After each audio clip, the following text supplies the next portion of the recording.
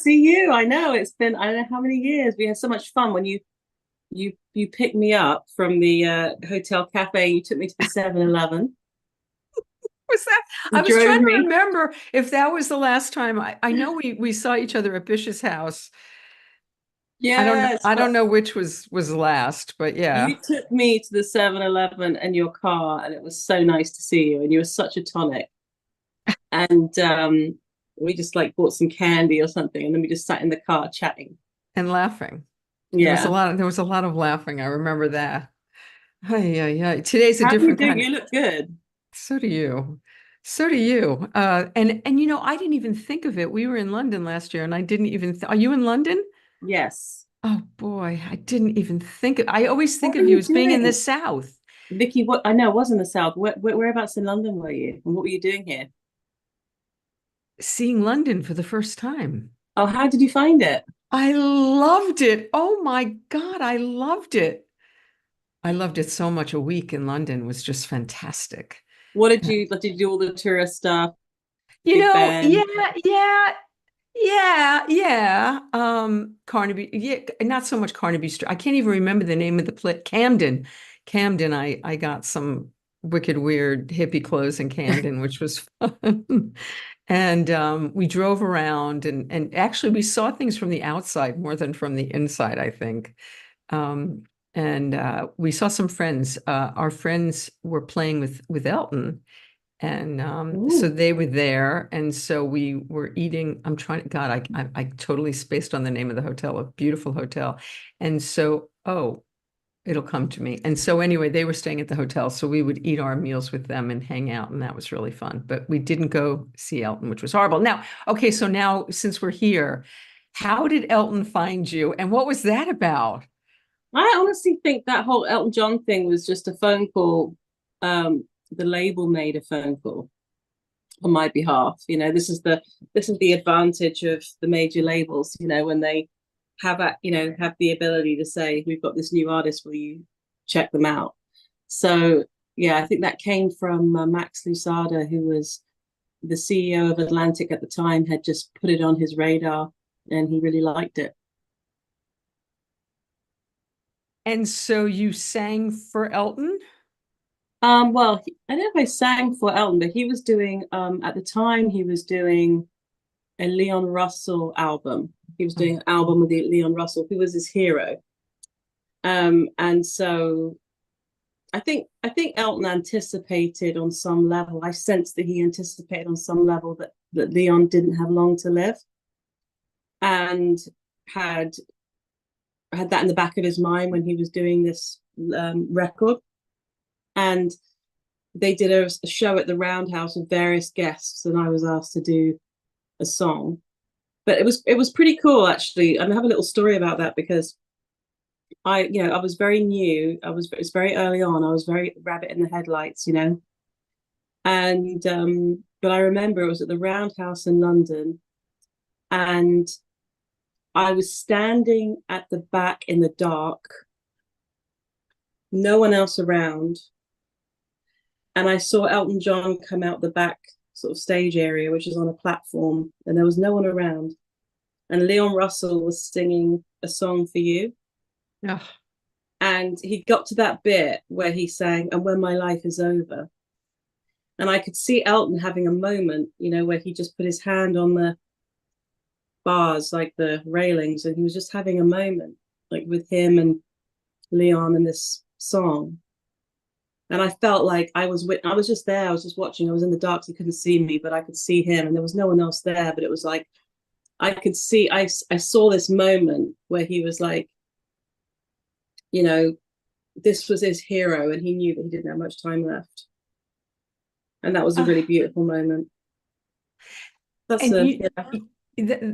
you got to you've gotten and you continue to have moments with a lot of your heroes, and but your life did not start out that way. From what I remember of your upbringing, did you live down the street from Adele? Did you grow up next to Adele? Is that Well, true? yeah. But the thing is, she lived, and funny you should say that because we went past Adele's flat on the way to the cemetery today because I was at a funeral today in West Norwood Cemetery, And as we drove down, I said, you know, they should put a blue plaque. You know how you saw a lot of those in London. You put a blue Sure. plaque.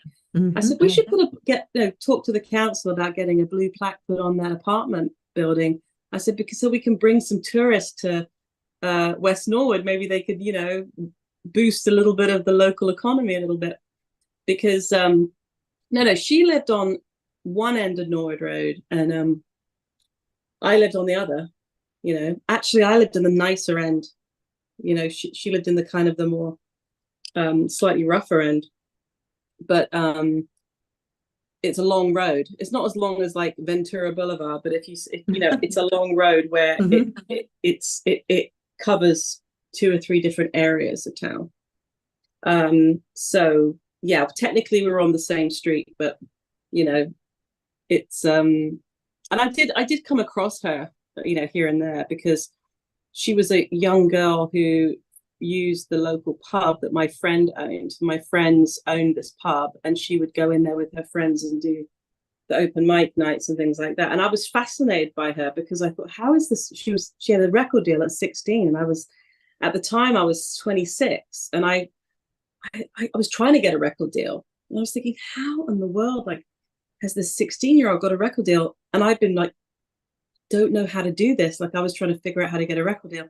So I was always really interested. Every time I saw her, I'd say, how's the music going? And I was really interested because, yeah, I was just like, it seemed really cool to me that, you know, she got a record deal so young and straight out of school. So. And how did you find her? How was she with you? Yeah, just, you know, just like a young girl. I mean, she's obviously a lot younger than me.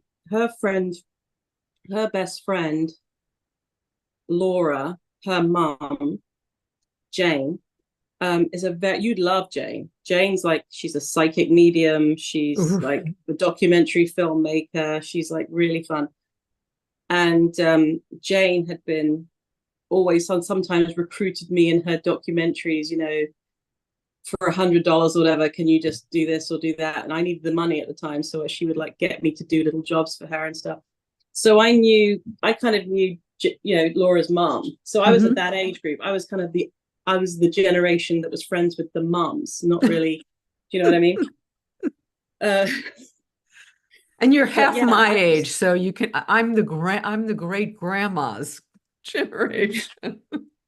So like, yeah, she was. So I was aware of her, like, that she was talented and that she had this record deal and she was going to do this. So I was very interested in her career development. You know, as she became more and more successful, it was just interesting to me because I'd been there. I'd seen her do her, you know, first few things.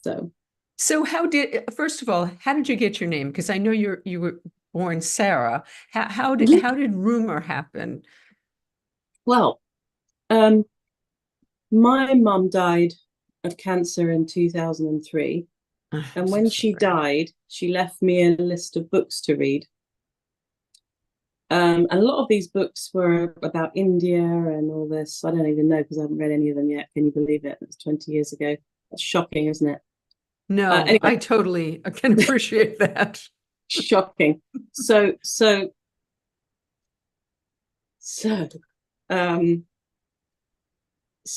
lost the list. Okay, I lost the list, and couldn't find it anywhere. And I was racking my brains thinking, what were the books on this list? And the only thing I could remember was one of the books was written by an author called Rumer and I, which incidentally is the same author that Demi Moore named her daughter after. Because she was a fan of this author. Rumer and I wrote Black Narcissus and various other books, but this particular book that my mum had written on this list was called Kingfishers Catch Fire. So I lost the list anyway. So I'm like, the only thing I remember is Rumer. So I was like, and I was working in a deli, and I was getting up before the dawn. You know, I was getting up at like 5 a.m. in the dark to go open up this deli shop and make sandwiches. and listen to the radio and dream about, you know, how I was going to get a record deal. Because back then you had to have a record deal. There was gatekeepers that, you know, you couldn't do it independently. Right. And I was still like trying to figure out how to do this. And I just suddenly thought, wouldn't it be cool to have like a name like Rumer, you know? And then somebody said, could I have a CD, you know, demo CD? I was giving out demo CDs all the time. And I just started signing them Rumer because I was so used to not getting replies or not getting called back. I just thought, yeah, well, it doesn't matter what I put on here because they're not going to call me back anyway. Huh. And then so somebody called me back and went, hello, is that Rumer? And I'd completely forgotten that I'd done that. And I went, it felt really weird at the time. And I went, yeah. And that was it. Like it just stuck, and I was introduced as Rumer, and then it stuck. But what I like about it though, Vicki, is that I feel like it came from my mum. Yeah. Like she named me once when she was alive, and she named me again when she died. So like some people think, oh, Rumer's like a stage name and Sarah's like my real name, and it's like whatever. But actually, I feel like they're both special to me, and they're not really like stage name. It's not a stage name. It's I was different when my mother died. Like I wasn't the same person. I was 23. I had like a shamanic death, you know. I was like a death of self. I was not the same. And so like I was kind of a different person after that. So it made sense to have another name. When did you find out that your father was not your father? Oh, this is, you go in there, Vicki. I'm going there because I didn't know this about you until you didn't. I didn't. Okay, so what happened was, so this is actually really interesting because the other day I was thinking to myself, you know, I carry a lot of shame, you know, shame that really doesn't belong to me, like shame about being an extramarital affair, shame around, you know, my siblings' embarrassment about everything, shame about the fact that it was you know, just so many things. But basically what happened was I always knew I was different because my brothers and sisters were blonde, and I was just always looking around and going, this doesn't add up. What color, how was your mother complected? Like blonde, Blonde, blonde hair, blue eyes. And like your hair color, like my siblings would look like little Norwegian, like Swedish children. They had like white blonde hair, pale white skin, blue eyes. There was a couple of other siblings that had different shades, but anyway, I knew that thing off because I was dark, and I was actually complexion wise a lot darker than I am now. I did have got paler as I got older, but when I was younger, I was darker skinned. And I just knew there was something off. And so for years, I just suspected, I didn't know what it was. I couldn't put my finger on it. And then one day, I think my mother just decided like today was the day, you know, and just took me out one day and said, you know, I've got something to tell you. And I said, okay. She goes, you've got 3 dads. So I went, how old were you?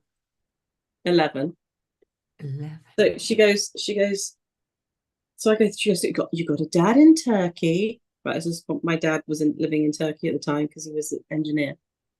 Okay, great. Don't really know him very well. Don't really see him very often. That's okay. Next, you've got Peter. Well, that was my mum's husband, who was very grumpy and no. I was like, okay, right. And you've got another dad. Honestly, it was, so that was it. And after that, she told me, and then it was never mentioned again. It was like it didn't like it never happened. It was like It never was said. It was never spoken. And I was so embarrassed. I was so ashamed. I didn't tell anybody. I didn't tell anybody, not my brothers, sisters, friends, no one. I carried it like a secret for years, years and years and years, because I was just so embarrassed and shamed that, because there was so Shame much is shame such a around it. horrible thing. Yeah. So you did eventually try to find him, though, didn't you? Yes, because what happened was she didn't mention it at all until she was dying. And then she decided that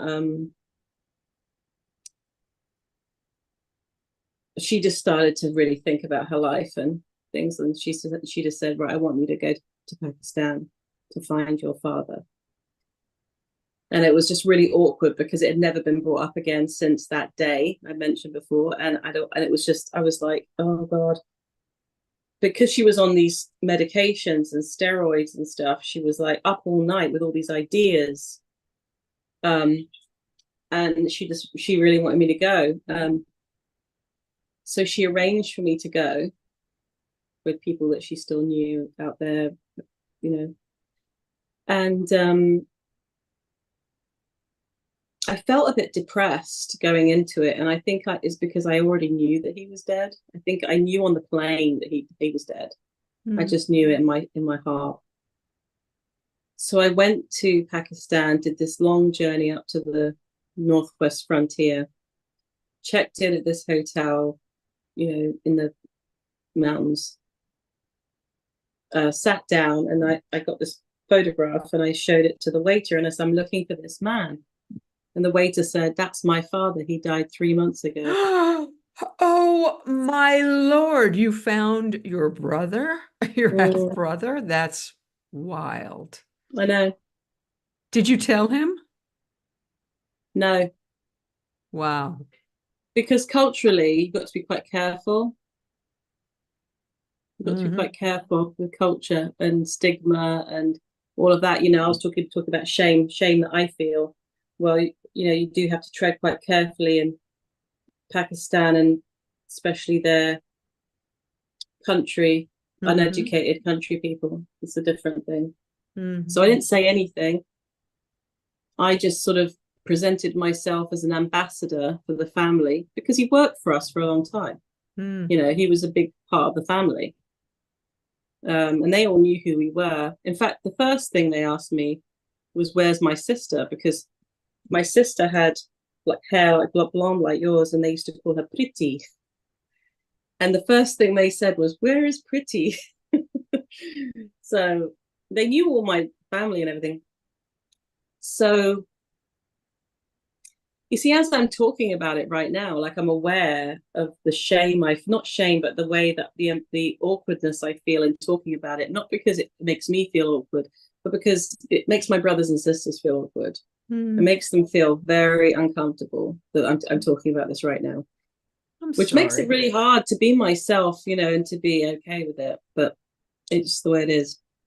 So then I went down to the village and I met everybody else. They gave me his shawl. I gave them some money. I gave them some gifts. And then we visited maybe a day, and then I went on to visit other places. And then I came back really pretty depressed. I didn't really have any money back then. I was like 20 years old. I didn't have any money. I couldn't really help them consistently. But it was in the back of my mind that, if I could send more money in the future, I would. So around about 2008, when I had a full-time job working full-time, I started sending money more regularly.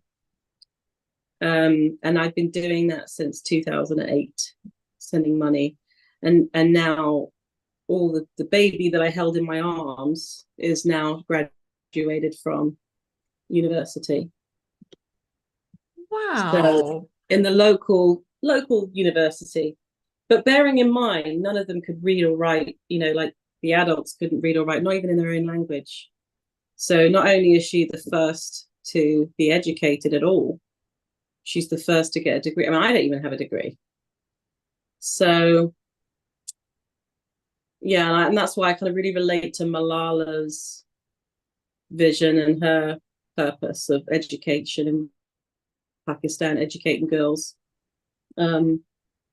Because over the years I've been aware of things that have gone on over there which are really bad for girls. So this is my relationship with the father I never got to meet, in, you know, is the way that I just educate his grandchildren. And I took care of his wife up until she died. When there was a mudslide, they needed to rebuild the house, and I paid for that. Whenever Saeed had some harebrained scheme, I went along with it. Like, so This is a beautiful thing about you. I don't know. I mean, I know not a lot of about people you. know this. Not a lot of people, actually, not a lot of people know this, because it's like a whole other parallel world that I'm a part of, that you know, is only like, to the point there's this guy on my phone. I've got this guy on my phone. He's called Natia Gali Man. He's like a local man, and he's got a kiosk. He's like an old man. He's got a kiosk in the village, and he sometimes he messages me, or he'll tell me what they're up to, or he like, I don't know. Saeed borrowed his phone one time, and then he started calling me to practice his English. But it's like having another world that I'm a part of, and that I'm an important part of, because it's not a huge amount of money that I send, but it's life-changing, you know. I am so moved. I know that you do a lot for animals, and that you are being a humanitarian is a huge part of who you are. But this is a very personal story, and I so hope this eliminates your shame, which you have no part of and no business. I mean, it's not your shame at all, of course. I know, but it does embarrass my family. Like, it makes them feel really uncomfortable.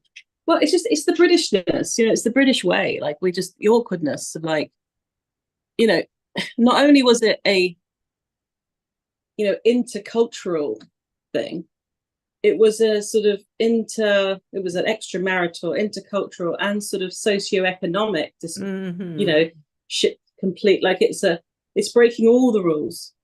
My mother was breaking all the rules, but that's what she was like. And so tell us what was when you were a little girl, what was your family life like? What was your socioeconomic situation when you were a little girl? Well, I mean, we had loads of kids. There was like loads of kids. And how many kids? The 7 at that point. And then my mother remarried and had another baby later and later on. But at that point, there was 7. And the thing is, when you have 7 kids, it doesn't really matter how much money you have, you're still kind of broke. Right. But we were expats living abroad. Expats from England, living in Pakistan. So, and before that, before I was born, they lived in South Africa and Western Australia and various other places where there was building projects that my dad was doing. And when did you come to the UK? Around about 1984. So you were already a teen? Were you a teen? No, you were a preteen. No, I was 4. Oh, you were 4 in 1980. Oh my God, you're a baby. I was born in 79. Forgive me for vape. I wasn't going to vape, but you're asking me. It's like therapy right now. We're going deep. We're going deep. And we have, and it's September 11th, so we're going deeper in a few minutes. Yeah, absolutely. And, okay, so you're only 4 when you come to the UK, and so what is you have 7 siblings, and there's not a lot of money. When do you start singing? When do you know that that's your passion? Well, I landed in England just in time for Judy Garland season on this TV. And so we didn't really have TV in Pakistan. I spent most of my life outside. But suddenly you're in England, it's raining. And my sister said, "Oh, you got to watch this." Like, I mean, I was very influenced by all my brothers and sisters in different ways because they're all different. They've got different tastes and different music, different films. Watch this. Like, and they want to what's the word? They want to influence you. So I was definitely into it, and she was like, "What, you got to watch this? This is fabulous." And I remember watching Easter Parade and thinking, "Oh wow, I feel so." She had brown hair and brown eyes, and Judy Garland was different, and she was awkward. She didn't know her left from her right. She didn't know how to dance, and I just loved that whole movie. And then I started watching all these other Judy Garland movies, and then I got really obsessed with them. And back then, as you know, you'd have to wait for them to come on the TV. I mean, right. You'd have to like scour the magazines and go right and just wait, and then with the tape recorder and press record. So yeah, just became, and without realizing it, getting a really powerful education in the American songbook, because I'm listening to Parberg, Harold Arlen, Johnny Mercer. I'm listening to the great songwriters and American songbook. And so that are you singing along? I'm singing along, and I'm also trying to figure out what the words are. So I'm like, what's the words? But also, like for example, in Slow, when I go, "You make me want to sing about love." I mean, that is very typical of that style where you have what they call the verse, which is actually kind of. By the way, you just already gave me goosebumps. You only sang 4 notes. I already have goosebumps. It's like my favorite song. Yeah. But the talky bits, I used to call them the talky bits, which is like, "Dear Mr. Gable, I am writing this to you," or whatever, the talky. It's always a talky bit, but they call it the verse. But it's actually a bit of talking. And so I noticed that up subconsciously, that's what I did in Slow. You want to sing about it. Very similar style. So I'm very, very influenced by that, And incidentally, when I met Richard Carpenter and we talked about 78s and how his parents were a lot older and they collected 78s, and I was talking about, I used to collect 78s, and he said, we were talking about Bing Crosby and certain songs, and I suddenly thought, this is why people think I sound like Karen Carpenter, because not that I consciously, did, but I think she was listening to the old timey music too. You know what I mean? Well, there definitely is something. There's something in your voice, and the fact, and I know that Richard Carpenter wrote you a note. Is that how you initially connected with him? Didn't he write you a beautiful note? Yeah, he wrote me an email to say just how, made him feel, that my record was successful, made him sort of, believe that there was still a taste for melodic, tuneful music, Did you even listen to Karen Carpenter? Did you listen to the Carpenters when you were? Yeah. Definitely she was part of the musical furniture, but no more than Dusty or Judy. Right. Or she wasn't singled out in the way that I singled out Judy. But I definitely was a huge fan of the Carpenters, and along with other great, she was definitely. Well, you definitely have your own thing, but there's something about your voice that is in that. So, okay, so you're singing along to the Judy Garland and to the Great American Songbook and all of that. And when does that start to be like, okay, I want to do that. I'm going to do you're four. What I'm going to do, I want to do this. Well, just kind of like it goes a bit on the back burner for a while because I'm, at school. I don't really have any power over my life. And then when I'm about, I suppose, when I went to college, back then you had to be, when you left college, when you went to university, you had to have grades, like proper, like official qualifications in music. You had to have studied music. You had to have new sheet music. You needed to know how to read notes. Now you can do all sorts of courses. You can do music production or songwriting or singing, Right. whatever. But back then you had to have a grade 8 in an instrument, and I didn't have any formal education in music. I was a natural musician. So I knew I wanted to do music, but I didn't have any qualifications. So I did drama instead because I was okay at the drama. I was okay at acting and stuff like that. I wasn't great, but I was okay. So wait, you didn't sing in bands and stuff in high school? You didn't sing in pubs? Yeah, actually, I did do. Yeah, I did. I was in a band in high school. Yeah, a little bit, but nothing major.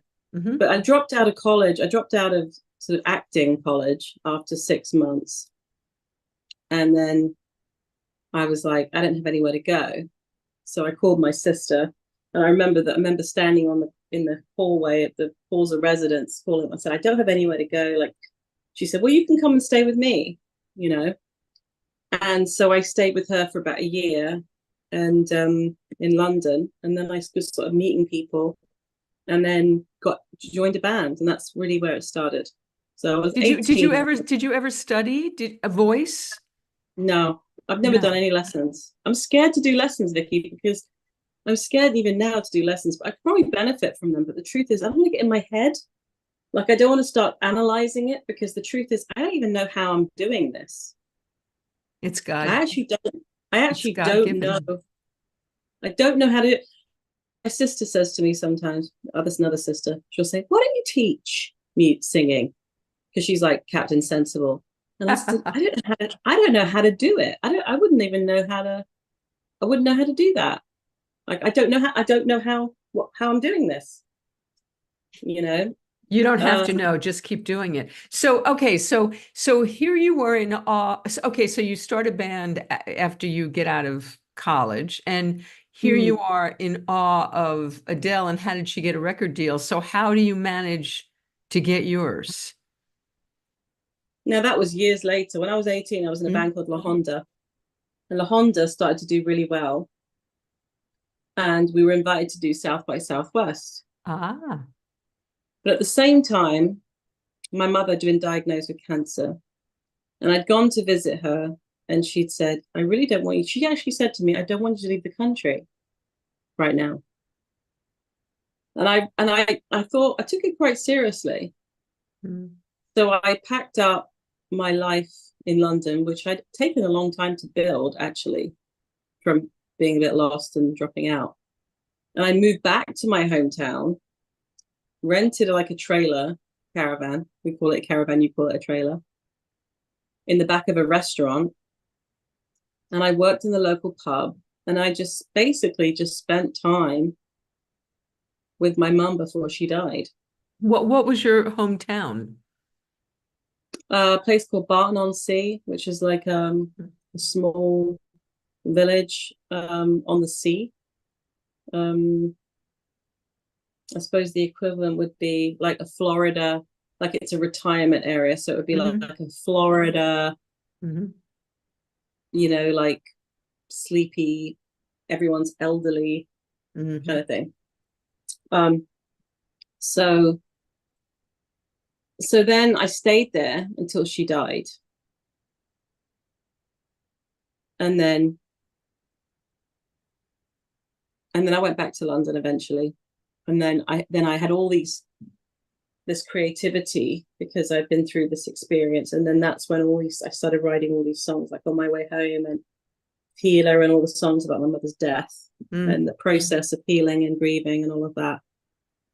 So, and then those next years were actually very, very creative. So in many ways, sorry, I'm just going to fiddle with this. Oh shit, sorry. I've done something. No, you're fine. In many ways, it was a really creative time after that. There was a lot of emotion, and I was going through a lot of changes, with the good, the bad, and the ugly. So that was really the birth of Seasons of My Soul as a project, and all the creativity from that. So where did Slow come from? I mean, it's just one of the greatest songs ever, ever, ever sung. Were all of it. Did that just come? Was it arduous? Did it spill out? Did it take you forever to write? How did that come to you? it was it's hard to remember now, but basically it was just that, when I was in my 20s, I mean, when we're young, we had, I had attachment issues anyway because of all the stuff I just told you before. Like, I had issues, but at that time I didn't really know what it was, but I had a tendency to get really over obsessed, like young people do, or have a I'm slight 16. I'm 16. I still have attachment issues. right. When do we outgrow that, Rumer? Yeah, I don't know. But you have so you have you get a little bit of attention or a spark or something, or romance or something like that, and you go into like fantasy mode. And you're not seeing these notifications? Oh shit. No, I'm not seeing you notifications. Sorry for the swearing, Americans. I know the That's English okay. don't mind. I swear all the time. You're fine. No, it's the Americans do mind the swearing more. So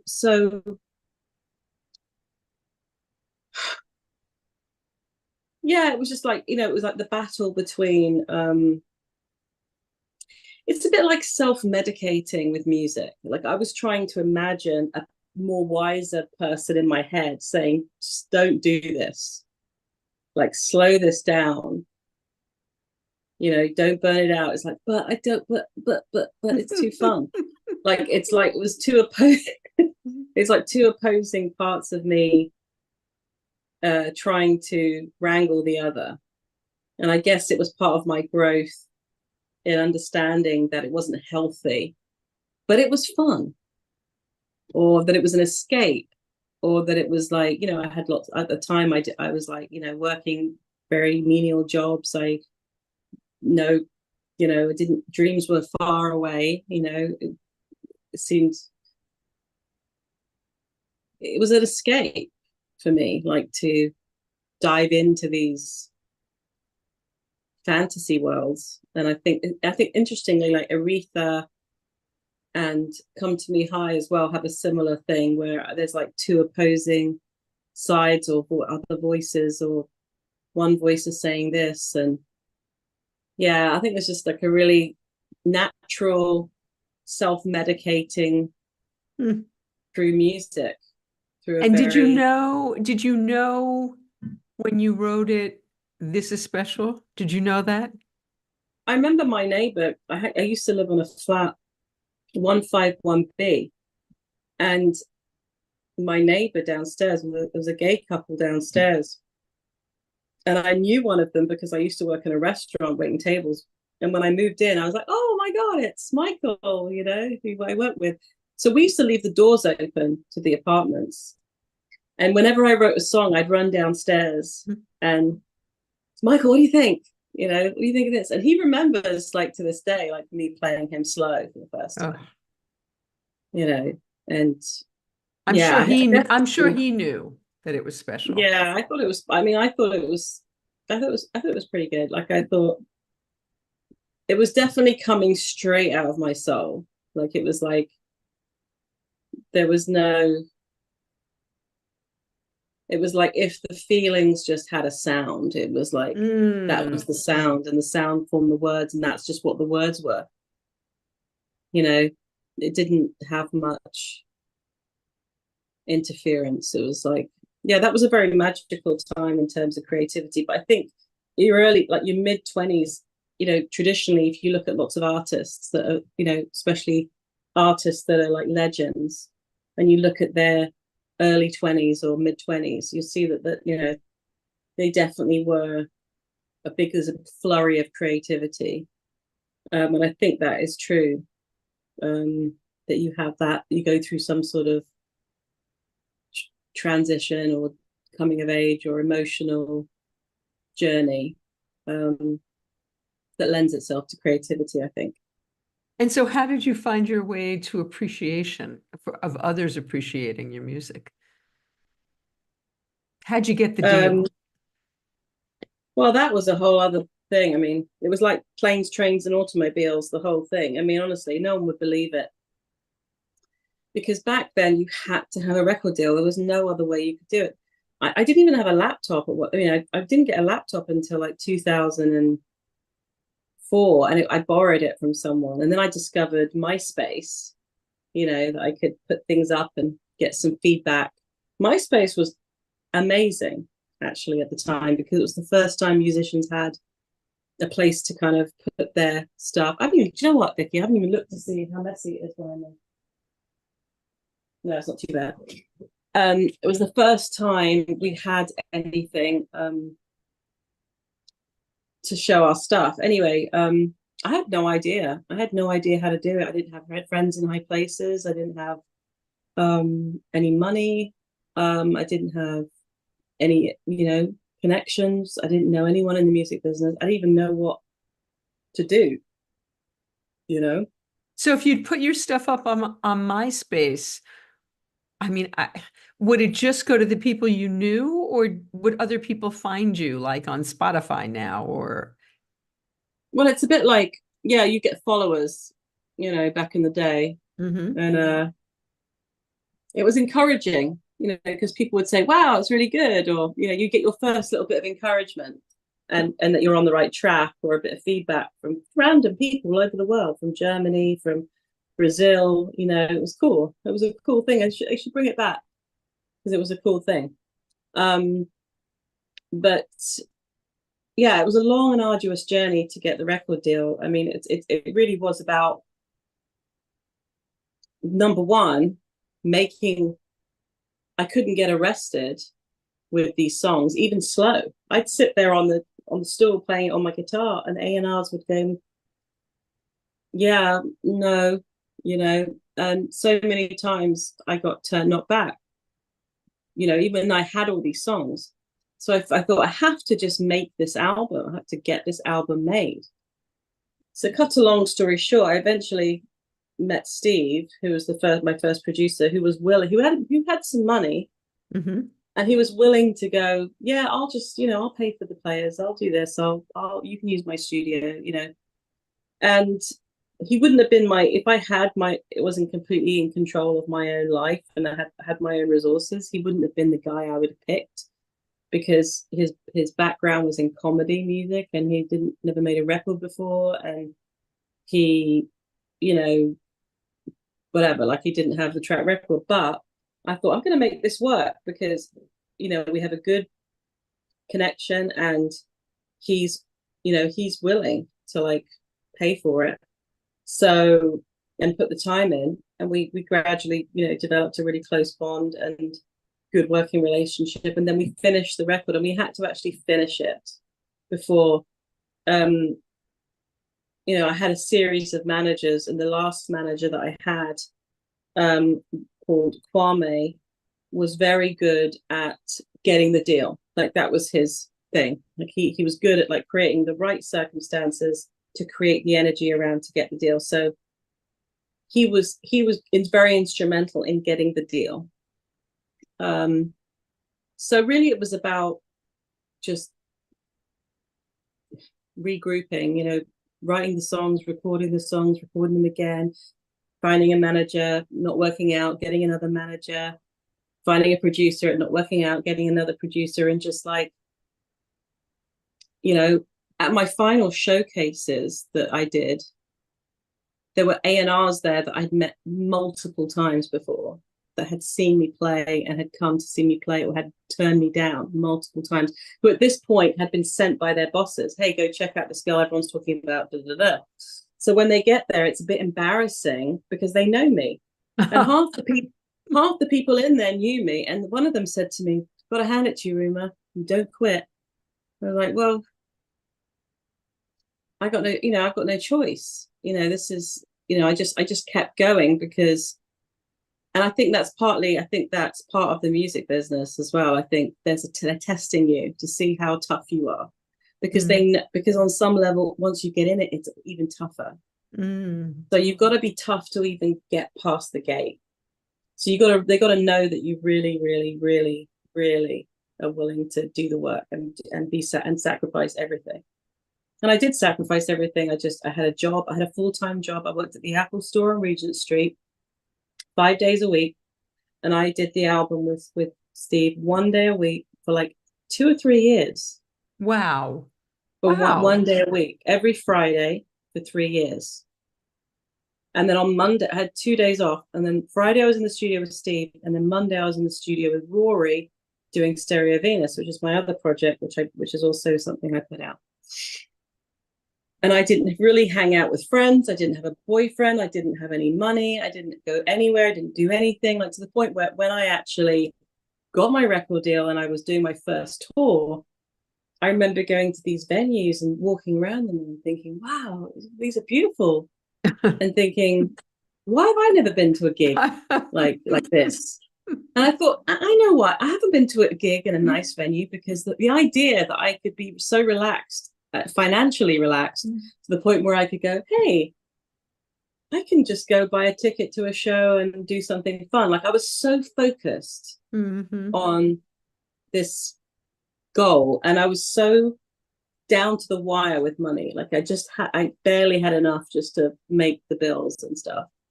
What at that time, Rumer, was the big goal to get the record released? Was the big goal to be Adele? Was the big goal to be an international superstar? What was the big goal was, I had this collection of songs, Seasons of My Soul, and I knew they were important, and I knew they had to be out there. And my goal was to get them out there. And I actually thought, on a record, but I didn't think it was going to be a hit. I didn't think it was going to be a pop record. I thought it maybe it could be like a jazzy kind of a record that it didn't matter to me, as long as it existed and it was, physical and it was out there. Like, it was important to me. I knew the songs were special and they had a healing element to them. And I was on a mission to make sure that I carried them like a candle, to get them out. And I hadn't honestly thought beyond that. And so how long did it take until, then you exploded and you went platinum and you were nominated for all these awards and you won awards and your life just completely changed. How long did it take for that process to happen from the time that you got the deal? But about 6 to 8 months. Was that shocking, or did you kind of roll with that and say, yeah, this should be happening to me? I was shocked. I was very shocked. And I was also became very busy. Like, all of a sudden, just suddenly you're traveling, your feet don't touch the ground, and all these opportunities. 10 years in the wilderness with not one opportunity, and then they're flying everywhere. It's like if someone's throwing thousands of dollars in the air and you're just trying to catch. It's like you couldn't, not that I'm talking about it in terms of money, I'm talking about it in terms of opportunity. Like, it was opportunity that was just, I had none, and then suddenly I had every opportunity at once. Was that overwhelming? Was that Was Yeah, that because I didn't want exciting? to Was play. it frightening? Was it all of Yeah, it those was all things? those things. Hmm. It was all those things, and it was also what was interesting the most that it was, which might surprise some people, is that it was incredibly lonely and Mm. isolating. And the loneliness I hadn't anticipated feeling, Mm. because suddenly your sort of real life is taken over by record company people, and then your life is scheduled. Like you have a schedule that's like 18 months in advance, and Mm.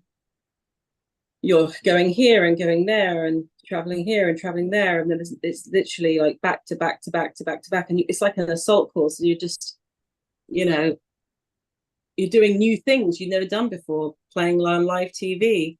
I remember when I did a tour and they gave me a radio mic pack. Well, I didn't know what to do with it. I didn't know what else. I sort of vaguely saw someone maybe putting it down their trousers or something. So I put it down my tights. I just put it clean down my tights. I didn't realize you're supposed to attach it. And during the gig, this thing was just traveling down the back of my tights. Oh, I mean, it was God. just stupid stuff like that because I didn't know Right, anything. right. Um, I didn't know anything. I was doing everything for the first time, and I was just kind of expected to just out of the gate just nail it, and I didn't. I kept getting things wrong. I kept making mistakes, and it got to the point where I was scared. I got scared of the whole thing, and I ended up sort of cowering from it, from the schedule. The thing that scared me the most was the schedule, Mm. because it felt oppressive to me, like my time was gone, and then you're being mined, like people asking you the same questions all over again, again. Um, and I liken it to if it's your birthday every day. Do you see what I'm saying? Like birthdays are Interesting. fun. Like Uh-huh. birthdays are fun, but sometimes they can be overwhelming and sometimes it can be emotional. But imagine if it was your birthday every day, and there are people bringing you flowers and people bringing you things, and you're like, on some level, you're thinking, this is just kind of like, is this hype? Like, what is this? Like, I don't even know these people. I'm talking about like like the German record Right. company making a fuss of you, or the radio station, or whatever. This is a whole other thing, Vicki, honestly.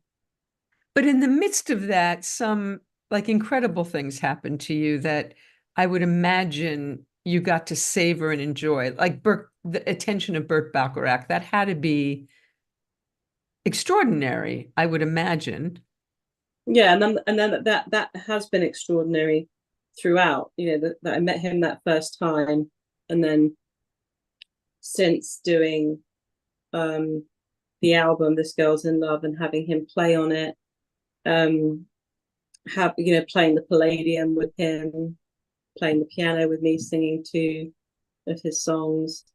um yeah, just all the just the that was to me like the Palladium, singing at the Palladium with Burt Bacharach on keys was probably my greatest moment.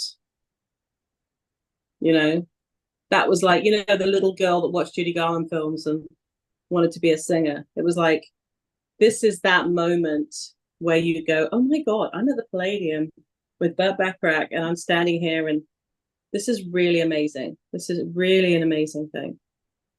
That gives me So, goosebumps. And you've gotten to play with a number of your heroes. I know one of our mutual PF Sloan. mm, Uh, and I just want to say in recognition of PF that Phil, that we're coming upon an election, and it's because of mm, Phil and his song Eve of Destruction that in America we can vote at 18, and it's because of that song. He was a very, very important songwriter in so many capacities, but that song specifically changed the law, yeah. and it was instrumental in changing the law. And how did you get to meet PF and Phil? How did that friendship happen? This podcast could have gone for hours, Vicky. I'm telling you. Yeah. Well, no, I'll try and keep it brief. I'll try and keep okay. it brief. So I recorded PF Sloan, the song PF Sloan by Jimmy Webb. Mm-hmm. At the time, not really understanding it, not really understanding what it meant, because it's quite a riddle, that song, Mm-hmm. you know. And I don't know, someone reached out to me. I think it was Sangeeta. You know Sangeeta. Yes, she's lovely. Sangeeta, who was representing Phil in some capacity at the time. I'm not sure what that was. And at the time, or working with Phil, she had approached me or reached out to me and say that Phil Sloan would like to talk to me. Well, then we called me and we had a chat, and then we just became friends and we got to know each other. At the same time, I was sort of unpacking and meaning of the song and starting to understand it a bit more.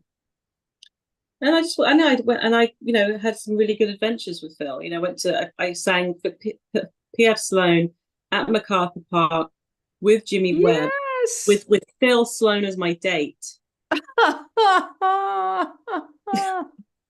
You know what I mean? That's just Again, crazy. that is another extremely cool thing that I've done.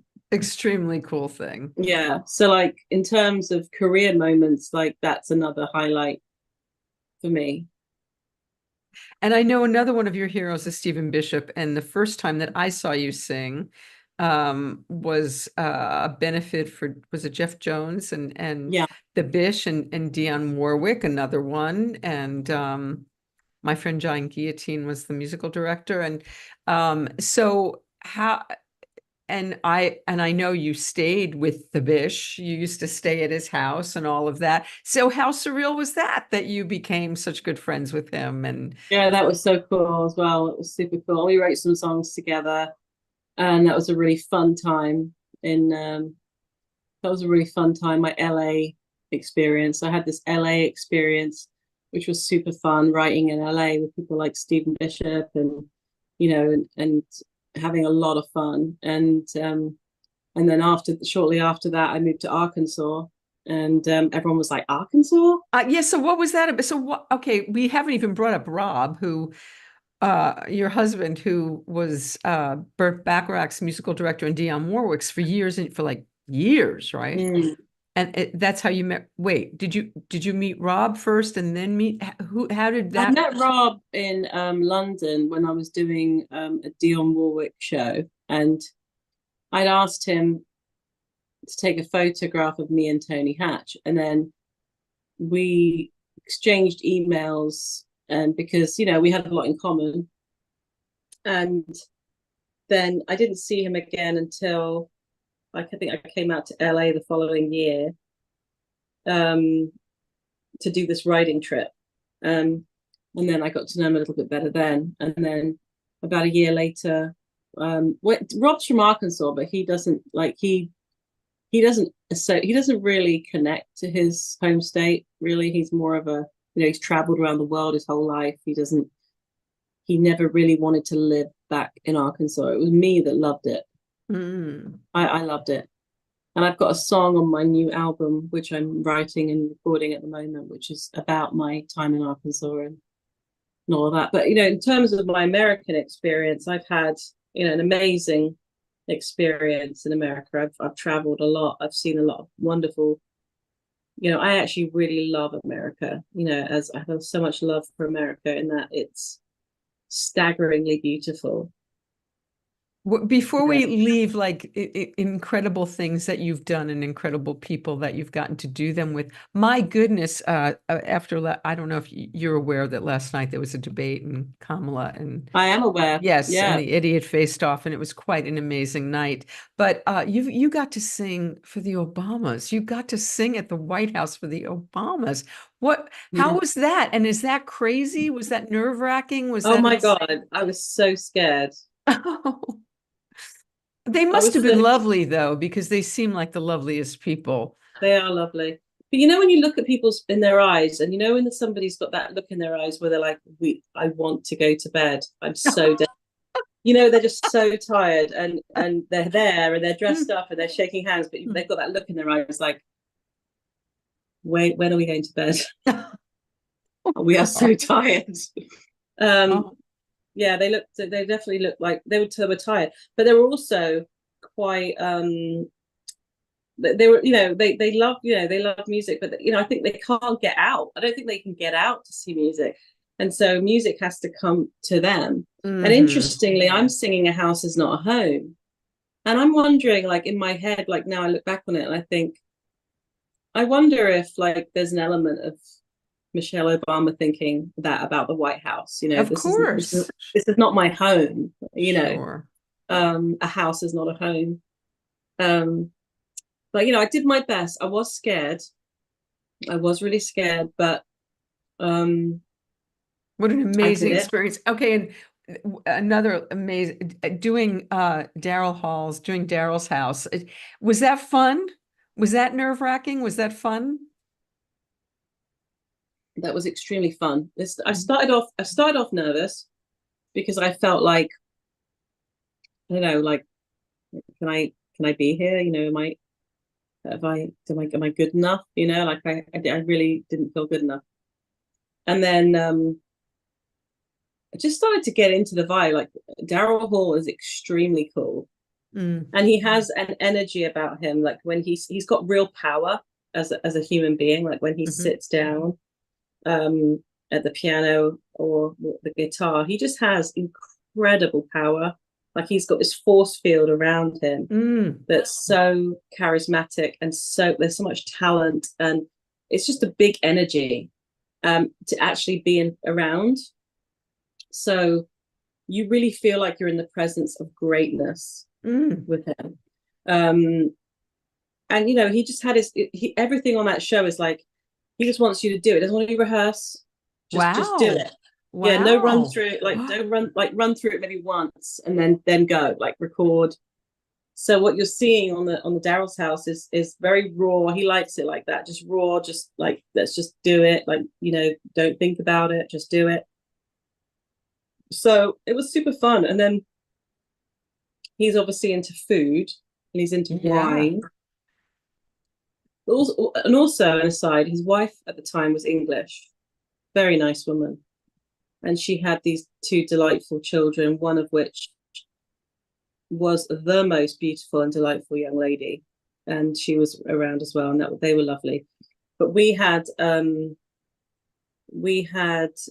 lot to drink afterwards. And we had a lot of wine from his wine collection or whatever it was. And to this day, I've never had wine like that. And yeah, it was extremely fun. I mean, to the point where everybody had left and we were on the kitchen counter playing guitars. Like, all the cameras were gone and we're like, still. Yeah, it was a good night. It was a really fun night. And you guys made beautiful music together. Yeah, it was really cool. It was good. It was good. That was a really good time. That was again, one of my big,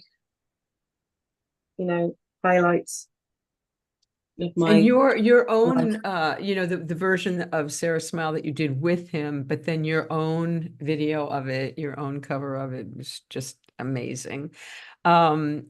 And so, okay, before we get to September 11th and before the play, so you're doing a sold out show. Why now doing Seasons of My Soul, which is now a 3 times platinum album? Why did you choose to do that now, Rumer? Well, it's coming up to the anniversary next year, 15 years anniversary. And it was really the idea of the agent, the promoter, the live agent. Really, it was special to him because his baby was born to slow. One of his children was born to slow, and he really wanted it. He really, said, would I be interested in doing a album show? And I thought, okay, I'll do it. People really love this album. It's a special album. So that's where it all came about. I wish I was there I wish I was there to be there for it. Okay, so now it's September 11th, and you wrote this beautiful song. Yeah, I'm not going to sing it or play any of it because it's from my new album. I feel like the worst. I feel like the worst. Like I've invited people around for dinner, and I'm just making them wait till midnight to like eat. You know, I'm just like constantly giving people like bowls of potato chips and stuff. Like, oh, just I haven't finished it, so I don't want to play anything yet, because I'm still working on it. But these are, you know, that song I did send you the demo, but it's going to have a lot more on. There's going to be some orchestral It's bits gorgeous. to it. But what motivated you? Where were you on September 11th, 2001? Yeah, I was living with roommates, and I was like, you know, a teenager, you know, 19, 20. I was living with roommates, and the roommates had a party, and they left on an airplane to go on holiday. And I said, don't worry, I'll clean up party. So I was unusually down in the front room cleaning up balloons and cups and bottles of vodka or whatever. And I Mhm. thought I'll just put the TV on because while I'm doing it. And then I saw the second plane go in on Mhm. TV. And I just downed tools and ran to my local restaurant, where and people were starting to gather because it was a very community. It was a bit like Cheers. It was very Mhm. community kind of place, and people were coming from everywhere, like to gather. And we just stayed there for the afternoon. Just, but recently, I don't know why I just did a deep dive in the last 6 months. I've been doing listening to 1,000 hours of testimony from 9/11. Wow. Yeah, and and that's what I synthesized into that song. You know, I can't, you know, every angle, there's so many different angles to 9/11. You know, every different people's different experiences, perspectives. But I wanted to write something from a sort of firefighter's perspective. Oh, Tell me. I'm going to send you 2 pages of my book about that experience because we were on our way to Los Angeles. We were about to get on a plane on a 727, and we had to turn around because we saw the plane anyway. We saw the buildings, and then we ran to get our kids, and Where then were you, Vicki? Where were you? in New York, we were in Manhattan. You were in you were in Newark. No, we were on our way to Kennedy, but Okay. we were home and watching the Today Show and saw the first plane hit. But we were about to go. Gabe, my husband, was nominated for an Emmy Award, and we were about to go to Los Angeles to the Was Emmys. husband. And we were about to go to New York for to LA for the Emmys. He was a writer for David Letterman at the time. And it was going to be the first time I was going to be away from my kids for a whole week. I had a nanny and my mom were going to take care of the kids. And I had expressed milk and done the whole thing so we could go. Samantha was very little. And no, I guess I was past nursing. But anyway, we were going to go to the Emmys, and we got in, the second plane hit, and I was like, no, I'm not. It was going to be our second honeymoon. No, I'm not giving up my vacation. And we got in the taxi to go to the airport, and then we saw the building collapse. And on the news, they said that the plane had gone into the Pentagon, and then we turned around, and then we had to run and get Harry, who was in second grade, and then we had to run and get Samantha from little preschool, and it was like this whole terrifying thing, and people walking through the streets with you know the debris on them, you know, like Dawn of the Dead. It was just, anyway, this whole terrifying thing. But we we had this vigil, and we went to thank the firefighters the next day. I think it was 2 days later. We marched with candlelight, and we went to thank the firefighters, and one by one, and we had this whole experience with the firefighters, and it was like the most powerful experience I've ever had in my life. But that whole time in New York was the most terrifying. I mean, we didn't know what was going on. We thought it was World War III. We thought it was the end. At that day, we thought the world was coming to an end, that that the city was going to be Yeah, gone. And, you know, who knew yeah. what was going to happen, right? But had they not closed the airport, we might have been on the next plane. I don't know. You know, it was all terrifying. And then you stayed in New York for the whole Yeah, of time. course You we couldn't didn't leave go. for ages. We didn't go to Los Angeles. There was no honeymoon, there were no Emmys, there was none of that stuff happened. But it's so fascinating to me that you wrote this song all these years later. Well, the reason why it's all those years later is because the sentiment of it is there are children now, there are 20-year-olds who don't know what the world was like before 2001, and it was a very different world. You know, it's like now, and I think now reflecting on it, we look at Afghanistan and Iraq Gaza. war, yeah, just all of this, and how the whole Middle East being destabilized, and this mass immigration that's caused so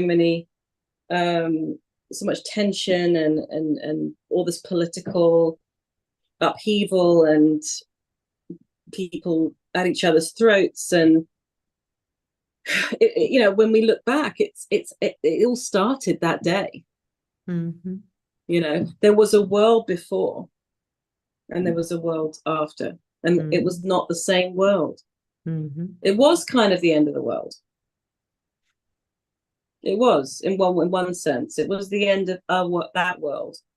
It was the end of an innocent world, that's for sure. Yeah, and I think it's especially for Americans, I mean, who really didn't know, like, what, you know, really, really confused, and traumatized. But it was, I just think the way the world is now, when you look at like the ISIS extremists or what happened, just all of this, like the dark place we found ourselves in globally, is a result of years of war we had in the Middle East, and that was because of 9/11. You know, that was a tipping point. That was the point where it all changed. And so, like, if you're 22 years old or 23 years old, you don't remember, you've always lived, like, you know, you just don't know what the world was like. It was a different time. It was a different time. And I guess, so, you know, in the song, when I say you can't tell the kids what it was like before the planes, because it was a different world. So I guess that was what I was thinking about, was just how it set off a catalogue of events that has led to all this destabilization and young people in the Middle East who've only known war their whole lives. You know. And speaking of young people, how is motherhood finding you these days, little Denny? Is this a happy time in your life, Rumer? Yeah, well, it's definitely a grounding time, you know, like in one respect, you know, career-wise, I mean, it's definitely, it takes a back seat.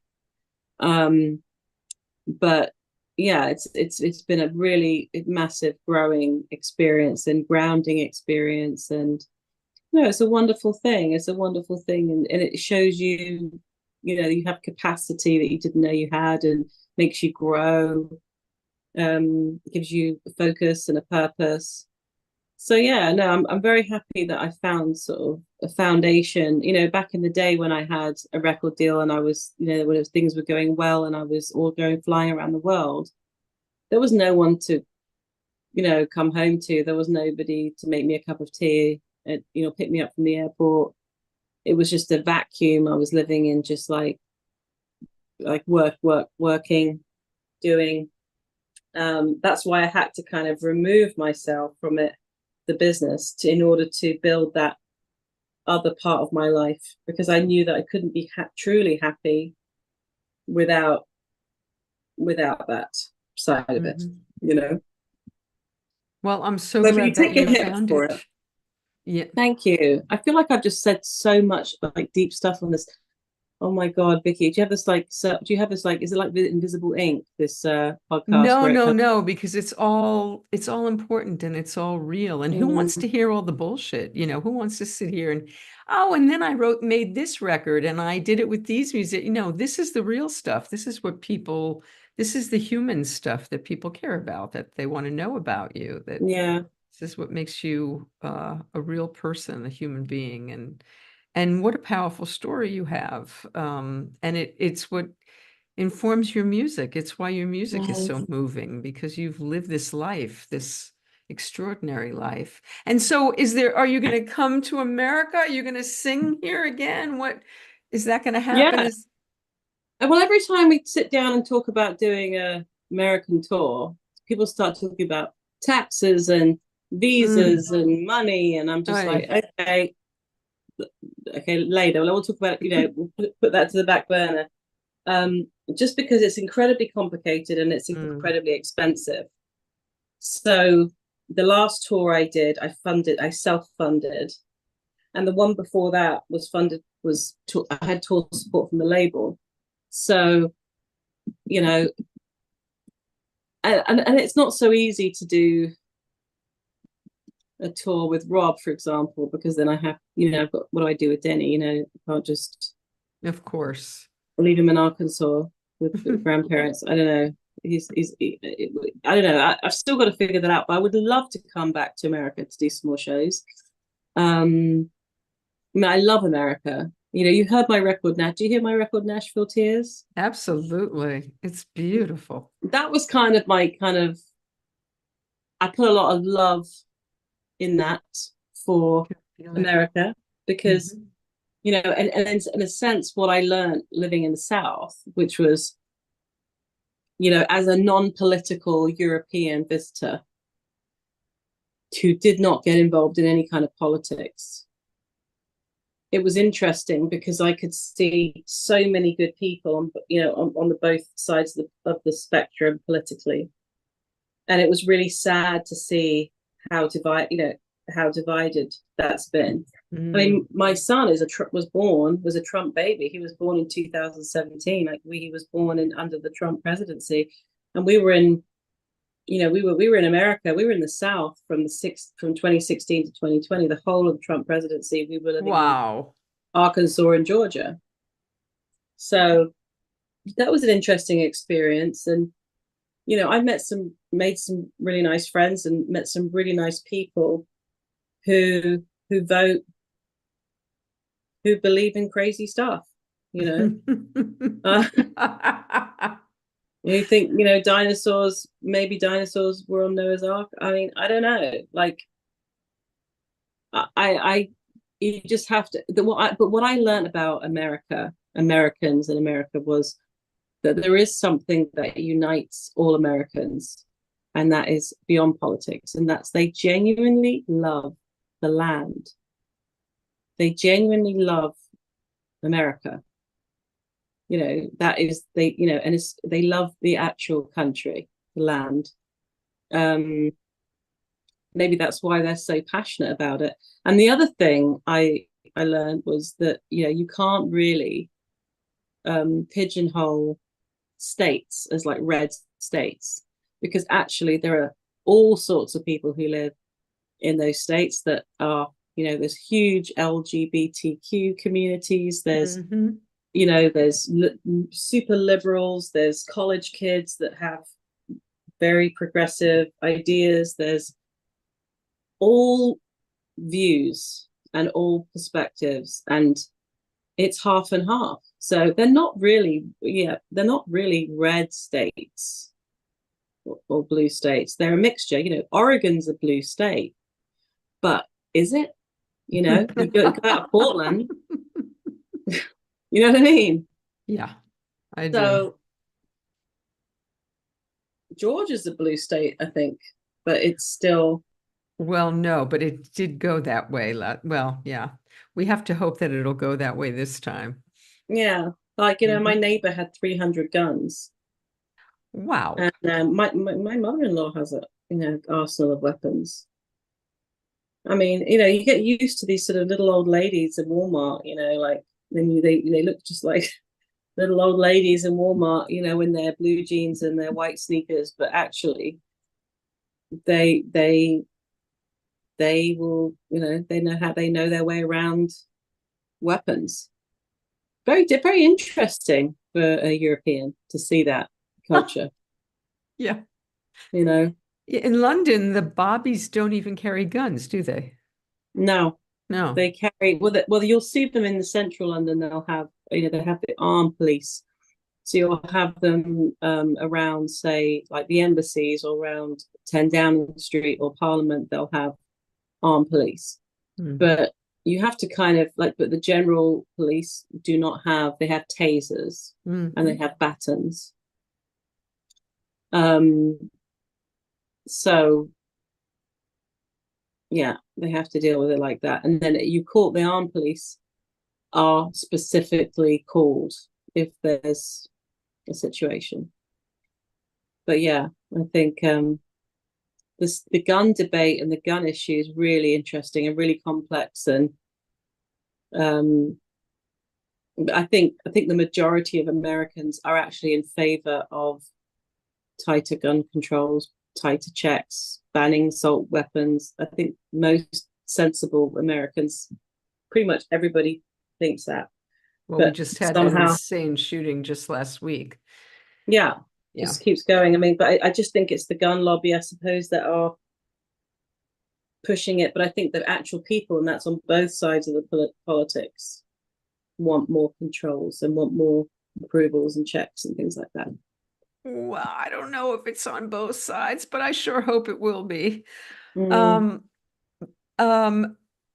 I so appreciate you doing this, and I'm so happy to see you again. It's been way too long, and I hope I'm so happy to see you. That we do this personally and have a catch up with all the other stuff that we haven't talked about. I feel like I've said too much. Like I've just No. It's been wonderful. I my only regret is that you weren't able to sing. I just wish we could have heard you sing. But I'll put links to things I did in the pre-show thing, and I'll put some links. Well, Vicki, when I come back to LA, are you still in the same house? I am not. I'm up with Snuffy and Encino now. Encino, where's that? Encino, it's Encino. Encino, yeah, near Sherman Oaks. Not I'm really close to that hotel parking lot where we sat in my car. Oh, Vicki, you are such a legend. You are such a legend. And can I just say, I'd like to tell the entire audience that you have done a spectacular job raising your kids, because your kids are unbelievably well brought up kids. Oh, thank you. You don't even know. Samantha's getting married and she's in law school, and Harry's 30 and has this fantastic life and job. And yeah, my kids are all, they're all grown amazing. Up. See, that's the thing. It's like that's such a massive achievement. Well, you're doing it. You and Rob are doing it. You guys are doing it. Do my best. Denny's a little dull. I've only seen pictures, but I'd like him to have the manners that your son has. Oh, that's very sweet. I'll tell Harry. He'll be very moved. Well, you got great kids, and you're obviously a great mom. Thank you. I'm so happy we had this time, and I mean it. I'm going to call you. We're going to FaceTime or something when we're off the air, and we can catch up. Anytime. Loads of love, Vicki. Take care. Love you too.